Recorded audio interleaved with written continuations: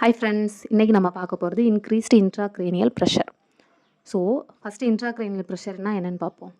நம்ம ஸ்கல்லுக்குள்ளே இருக்கிற பிரெயின், சிஎஸ்எஃப், பிளட்டு இதில் ப்ரெஷர் அதிகமாக இருக்கிறது. ஸோ இப்படி இருந்துச்சு அப்படின்னா பிரெயின் டிஷ்யூஸ்க்கு போகிற பிளட் சப்ளை கம்மியாகிடும். ஸோ ஆக்சிஜன் அங்கே கிடைக்காது. ஸோ இதில் நார்மல் வேல்யூ ஐசிபியோட நார்மல் வேல்யூன்னு பார்த்தோன்னா 10 to 15 mm ஆஃப் ஹெச்ஜி இருக்கும்.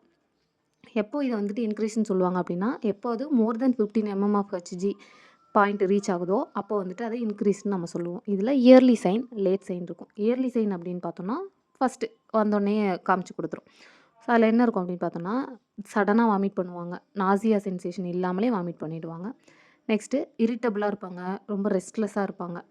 லேட் சைன் அப்படின்னு பார்த்தோன்னா குஷிங் ட்ரையட். இது எல்லோரும் கேள்விப்பட்டிருப்பீங்க, இம்பார்ட்டண்டான டாபிக். குஷிங் ட்ரையடில் 3 சிம்டம்ஸ் இருக்கும். எப்படி இருக்கும் அப்படின்னு பார்த்தோன்னா, ஃபஸ்ட்டு ஒன்று பார்த்தோன்னா சிஸ்டாலிக் ஹைப்பர் டென்ஷன். ஹைப்பர் டென்ஷனில் பிபியில் சிஸ்டால் ரொம்ப அதிகமாக இருக்கும். நெக்ஸ்ட்டு இர்ரெகுலர் ப்ரீத்திங் பேட்டர்னில் இருப்பாங்க, ப்ரீத் நார்மலாக இருக்காது.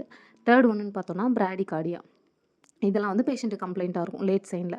ஸோ இப்போ நர்சிங் சைடில் நம்ம என்ன பண்ணணும் அப்படின்னு பார்த்தோன்னா, பெட்டோட ஹெட் இருக்கும் இல்லையா, அதை வந்து 15 to 30 டிகிரி எலிவேட் பண்ணி வைக்கணும்.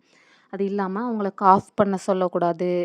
அவங்க அப்படி சொன்னாலும் நம்ம சொல்லணும், காஃப் பண்ணக்கூடாது, ஸ்னீஸ் பண்ணக்கூடாது, நோஸ் ப்ளோ பண்ணக்கூடாது, கீழே குனியக்கூடாது, பெண்ட் பண்ணக்கூடாது, ஃப்ளெக்ஸ் பண்ணக்கூடாது பாடியை, ரொம்ப சக்ஷனும் நம்ம பண்ணக்கூடாது.